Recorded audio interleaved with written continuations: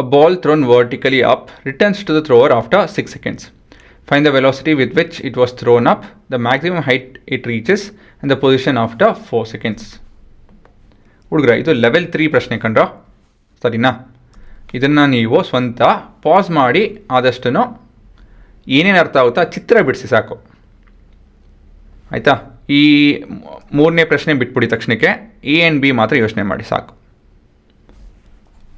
ಆಯಿತಾ? ಅಲ್ಲಿವರೆಗೂ ಏನೇನು ಬೇಕೋ ಆ ಚಿತ್ರ ಬರೀರಿ. ಕ್ಯಾಲ್ಕುಲೇಷನ್ ಮಾಡೋಂಗಿದ್ರೆ ನೀವು ಕೂಡ ಮಾಡ್ಬೋದು. ಈ 3ನೇ ಪ್ರಶ್ನೆ ನಾನು ಹೇಳ್ಕೊಡ್ತೀನಿ, ಈ ಭಾಗ ನೀವೇ ಯೋಚನೆ ಮಾಡ್ಬೋದು.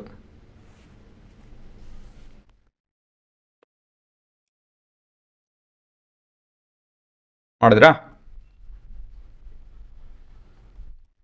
ಹಾಂ, ಮೊದಲೇದಾಗೇನು free body diagram of a stone thrown up.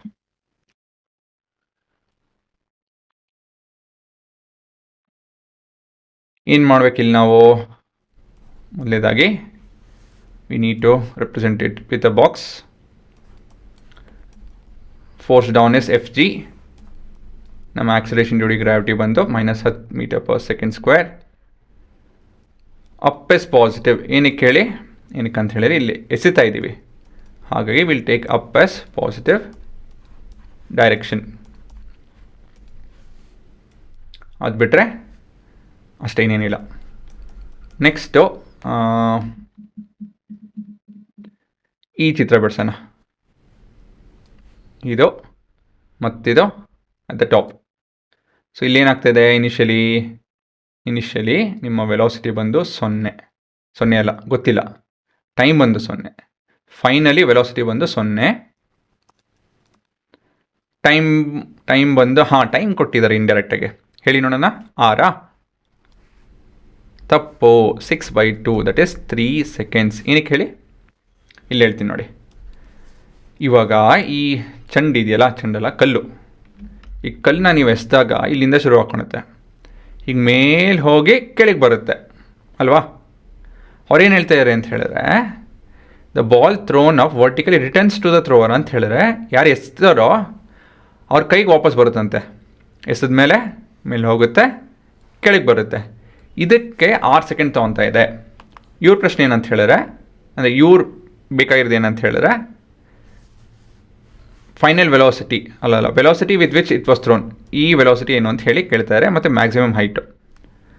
ಹಾಗಾಗಿ ನಾವು ಈ ಟೈಮ್ 6 ಸೆಕೆಂಡ್ ಇದೆಯಲ್ಲ, ಅದನ್ನು ಉಪಯೋಗಿಸ್ಕೊಬೇಕು. ಹೇಗೆ ಅಂತ ಹೇಳಿದ್ರೆ, 3 ಸೆಕೆಂಡ್ ಮೇಲೆ ಹೋಗುತ್ತೆ, 3 ಸೆಕೆಂಡ್ ಕೆಳಗೆ ಬರುತ್ತೆ ಅಲ್ವಾ? Because it's only under the influence of gravity. ಅದು ಟೈಮ್ ಎಷ್ಟು ಟೈಮ್ ತೊಗೊಳುತ್ತೆ ಮೇಲೆ ಹೋಗೋದಕ್ಕೆ, ಅಷ್ಟೇ ಟೈಮ್ ಕೆಳಗೆ ಬರೋದಕ್ಕೂ ಕೂಡ ತೊಗೊಳುತ್ತೆ. ಹಾಗಾಗಿ ನಾವೇನು ಬರಿಬೋದು ಅಂತ ಹೇಳಿದ್ರೆ, time to reach the top or the maximum height will be equal to time of journey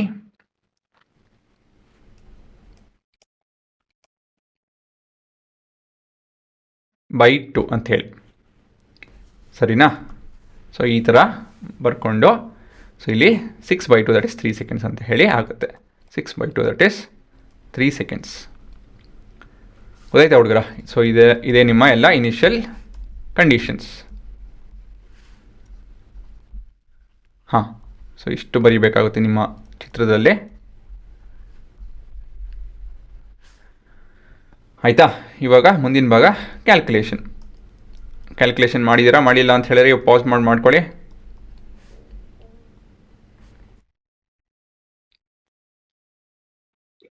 okay, you ಕಂಡುಹಿಡಿಬೇಕು. ಅದಕ್ಕೋಸ್ಕರ ಯಾವ ಫಾರ್ಮ್ನ ಉಪಯೋಗಿಸ್ಬೋದು? v = u + at ಅಂತ ಹೇಳಿ. ನಿಮ್ಮ ಇನಿಷಿಯಲ್ ವೆಲಾಸಿಟಿ ಏನೋ ಗೊತ್ತಿಲ್ಲ, ಫೈನಲ್ ವೆಲಾಸಿಟಿ ಏನೋ 0. Initial velocity u -10 × 3 seconds. u = 30 metre per second. ಸುಲಭ ಅಲ್ವಾ? ಮತ್ತು ಮುಂದೆ part B, maximum height reached. s = ut + ½ it² ಉಪಯೋಗಿಸ್ಬೋದು, ಸರಿ ತಾನೆ? ಸೊ u ಬಂದು 30, ಇದು 3 -10 3² / 2 90, ಇದು 40 ಅಲ್ವಾ? 45 ಹಾಂ 45 meter. So the height reached is 45 metres.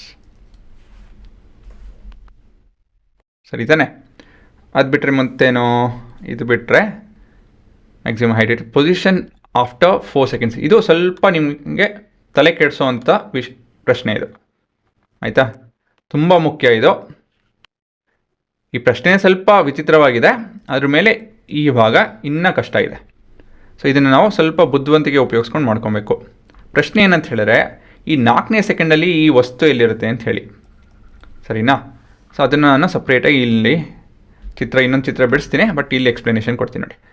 ಹುಡುಗರ, ಇದು 1ನೇ ಸೆಕೆಂಡ್ ಕಂಡ್ರು, 2ನೇ ಸೆಕೆಂಡು, 3ನೇ ಸೆಕೆಂಡು. 4ನೇ ಸೆಕೆಂಡ್ ಏನಾಗುತ್ತೆ? ಮೇಲೆ ಹೋಗುತ್ತೆ, ಕೆಳಗೆ ಬರುತ್ತಾ? ಕೆಳಗೆ ಬರುತ್ತಲ್ವಾ? ಸೊ 4ನೇ ಸೆಕೆಂಡಲ್ಲಿ ಅಲ್ಲಿ ಇರುತ್ತೆ, ಒಪ್ಕೊತೀರಾ? 4ನೇ ಸೆಕೆಂಡಲ್ಲಿ ಅಲ್ಲಿ ಇರುತ್ತೆ. ಈ ಪೊಸಿಷನ್ ಏನು? ಈ ಜಾಗ ಯಾವುದದು? ನೆಲದಿಂದ ಮೆಷರ್ ಮಾಡ್ತು ಅಂತ ಹೇಳಿದ್ರೆ, ಅವ್ನ ಕೈಯಿಂದ ಮೆಷರ್ ಮಾಡ್ತು ಅಂತ ಹೇಳಿದ್ರೆ ಇಷ್ಟು ಎತ್ತರದಲ್ಲಿದೆ. ಇದೇ ಪ್ರಶ್ನೆ, ಗೊತ್ತಾಯ್ತಾ? ಸೊ ಅದನ್ನು ನೋಡ್ಕೊಬೇಕು ನಾವು ಇವಾಗ. ಸೊ ಹೇಗೆ ಶುರು ಮಾಡೋಣ ಇದನ್ನು ಅಂತ ಹೇಳಿದ್ರೆ, ಈ ರೀತಿಯಲ್ಲಿ ಯೋಚನೆ ಮಾಡೋಕ್ಕೆ ಶುರು ಮಾಡೋಣ. Free body diagram of the stone falling down. ಏನು ಮಾತಾಡ್ತಾ ಇದ್ದೀನಿ ಇಲ್ಲಿ ಅಂತ ಹೇಳಿದ್ರೆ, ಈ ರೀತಿಯಲ್ಲಿ ಯೋಚನೆ ಮಾಡ್ತಾ ಇದ್ದೀನಿ. ಇದು ನಿಮ್ಮ ಜರ್ನಿ ಅಲ್ವೇನ್ರಪ್ಪ? So this is your original time frame.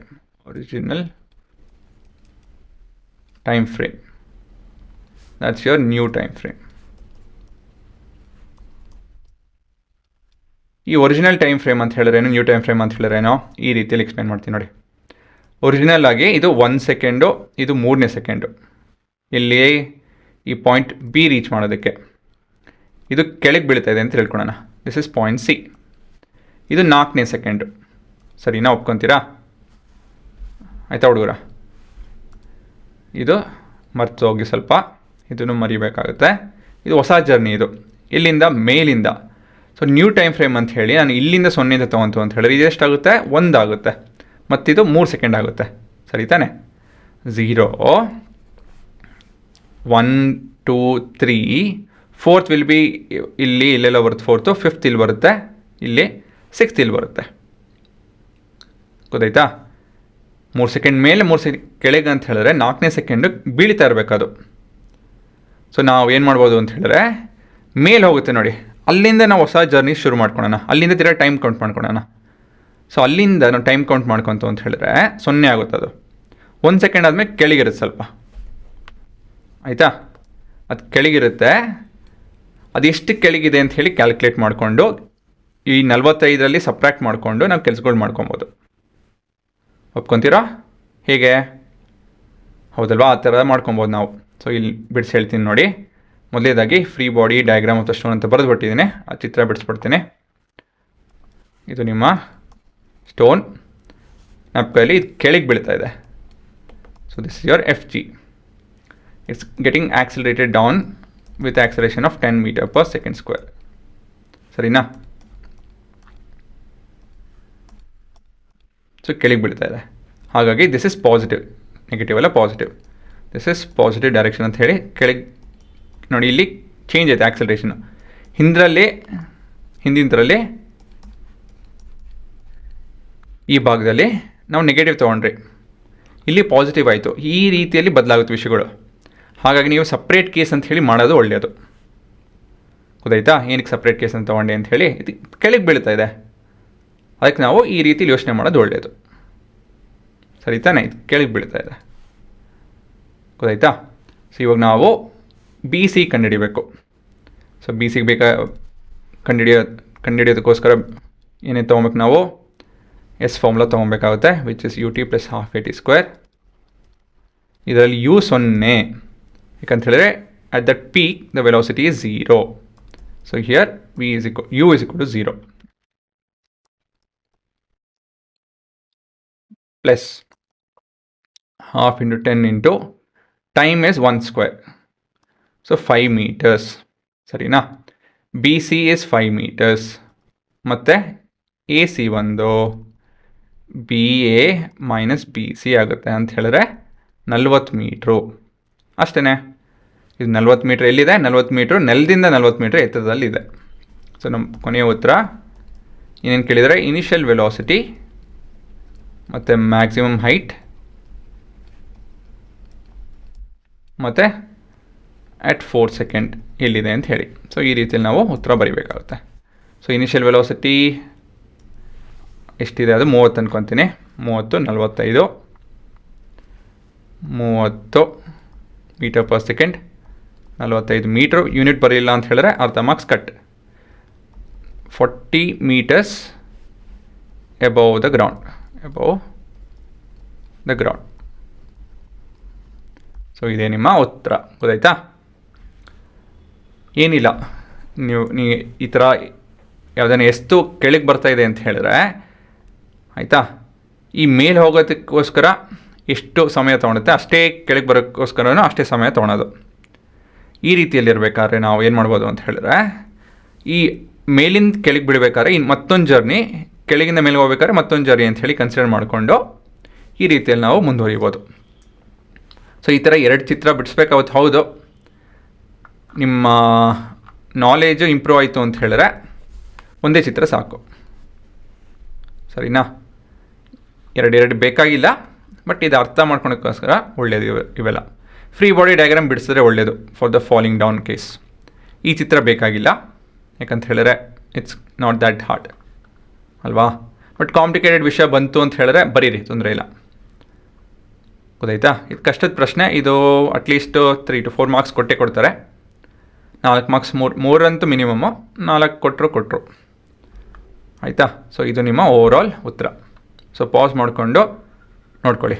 ಚಿತ್ರ ಎಲ್ಲ ಕ್ಲೀನಾಗಿ ಬರ್ಕೊಬೇಕು, ಏನೂ ಮಿಸ್ ಮಾಡಿಕೊಡೋದು, ಮತ್ತು ನೋಡೋಕ್ಕೆ ಅಚ್ಚುಕಟ್ಟಾಗಿರಬೇಕು.